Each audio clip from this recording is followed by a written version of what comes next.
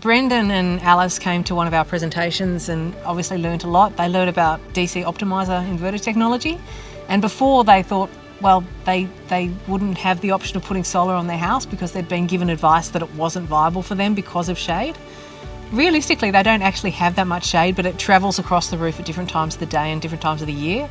And so when they heard about this optimised inverter technology, they're like, right, maybe we can install solar. And in fact, they can. They've managed to get their bill down from about $1,200 per quarter down to a credit each quarter.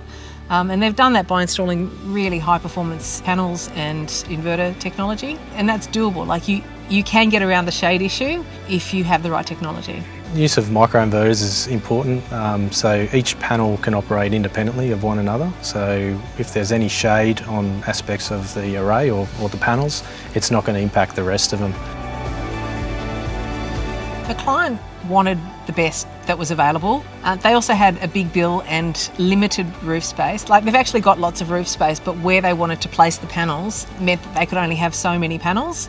So obviously, if you want to achieve a given system size, you need more efficient panels, and that's why they went for the best.